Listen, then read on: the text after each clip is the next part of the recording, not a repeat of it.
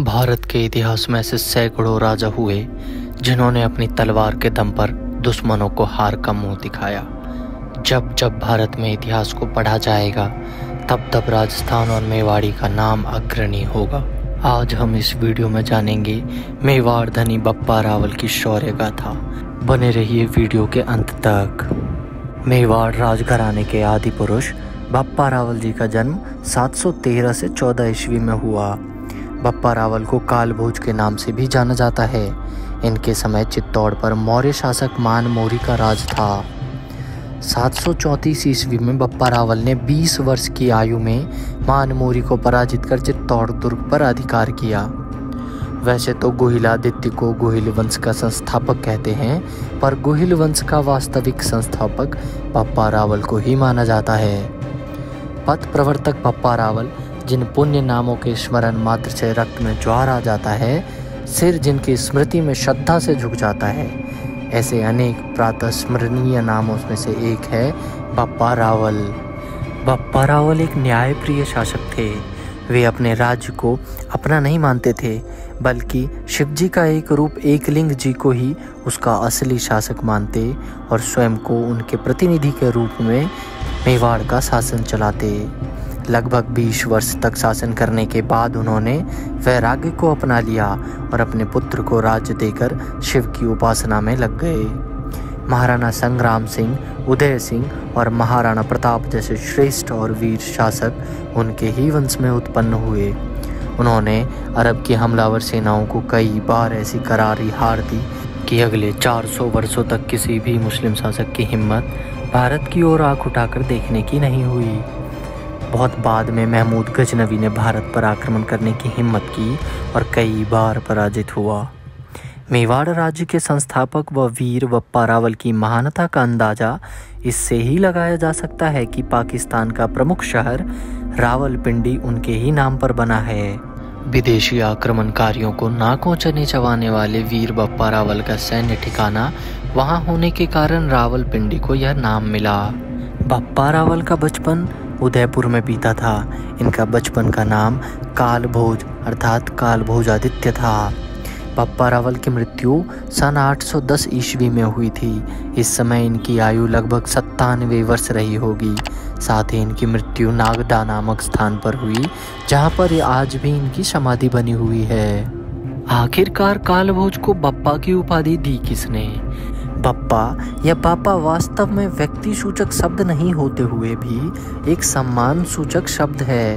प्रजा की रक्षा करने, अपने देश की रक्षा करने और हिंदू साम्राज्य का विस्तार करने की वजह से इनको यह नाम जनता के द्वारा उपाधि के रूप में दी गई थी। सन 711-12 में लगभग अरबी मुस्लिम आक्रमणकारियों को गुरु गोरखनाथ जी और हरित ऋषि ने अपनी आंखों से देखा था। तभी गुरु गोरखनाथ ने हरित ऋषि से कहा था कि एक ऐसा योद्धा आएगा जो इन अरबी मुस्लिम आक्रमणकारियों को खदेड़ देगा। नागदा में ही हरित ऋषि की मुलाकात बप्पा रावल से हुई थी और इन्हीं की देखरेख में बप्पा रावल ने शिक्षा दीक्षा प्राप्त की और महर्षि हरित ऋषि ने इनको युद्ध, अस्त्र और शस्त्र की शिक्षा प्रदान की।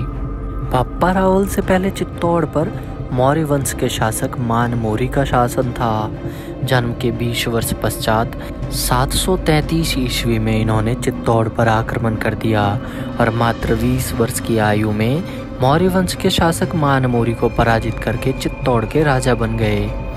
बप्पा रावल की हाइट लगभग 9 फीट थी। इन्होंने पहली बार मेवाड़ की राजधानी चित्तौड़ को बनाया। यह विजय प्राप्त करने में हरित ऋषि ने बप्पा रावल का भरपूर साथ दिया था और उन्हीं के सहयोग से बप्पा रावल ने मान मोरी जैसे शक्तिशाली राजा को इतनी कम आयु में पराजित कर दिया। बप्पा रावल ने मेवाड़ में गोहिल राजपूत राजवंश की स्थापना की।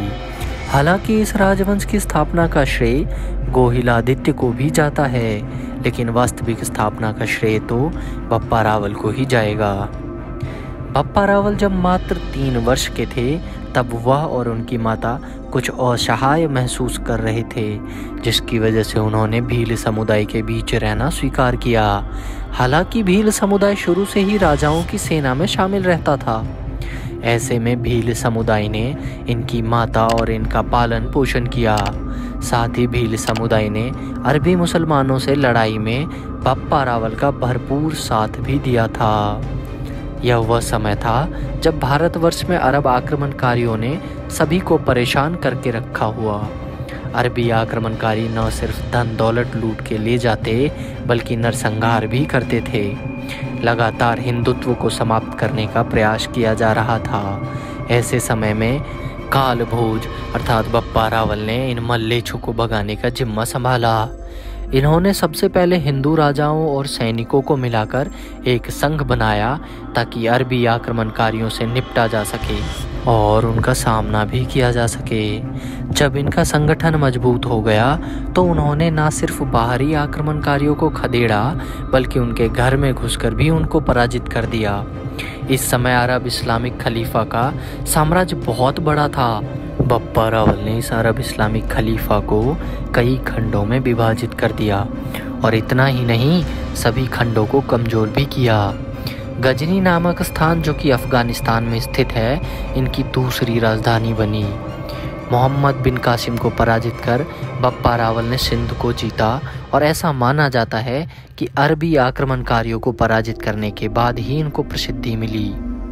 मोहम्मद बिन कासिम के मृत्यु के पश्चात अरबी बौखला गए और बप्पा रावल के राज्य में इर्द गिर्द चारों तरफ हमला करने लगे।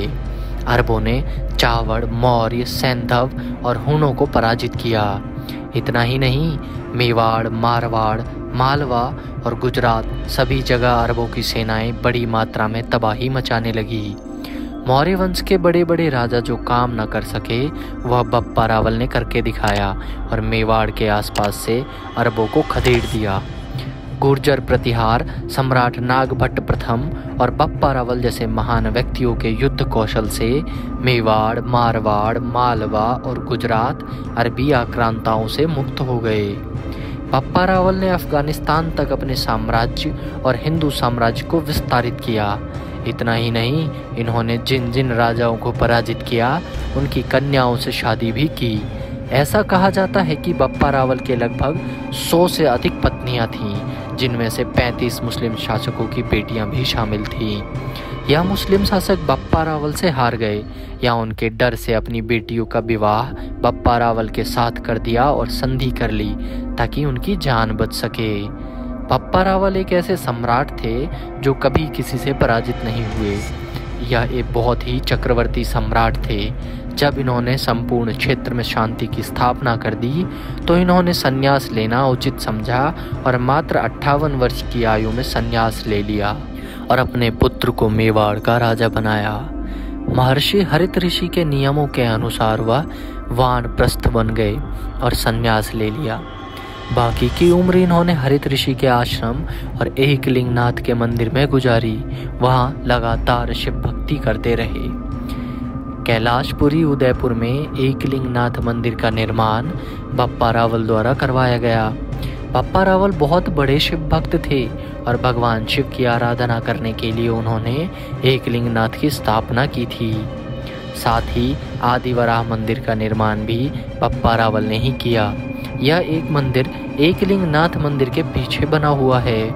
बप्पा रावल ने अपने काल में सोने के सिक्के जारी किए थे जिनका वजन करीब 35 रत्ती के बराबर था। इस सिक्के की विशेषता के बारे में बात की जाए तो इस सिक्के के ऊपर की तरफ बोप लेख जो कि माला के नीचे बना हुआ है। बाईं ओर त्रिशूल जबकि दाईं ओर नंदी महाराज शिवलिंग की तरफ मुंह करके बैठे हुए हैं। शिवलिंग और नंदी के नीचे की तरफ एक व्यक्ति दंडवत बैठा हुआ है। सिक्के के नीचे की तरफ चर्म सूर्य छत्र के नीचे बने हुए हैं।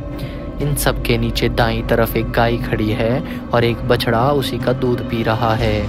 इस सिक्के का अवलोकन करके साफ तौर पर समझा जा सकता है कि शिव भक्ति की तरफ बप्पा रावल का कितना झुकाव था। दोस्तों आपको वीडियो कैसी लगी नीचे कमेंट करके ज़रूर बताएं। मिलते हैं अगली गाथा में, तब तक के लिए चैनल के सब्सक्राइब बटन को दबाकर हमसे जुड़ जाएं। धन्यवाद।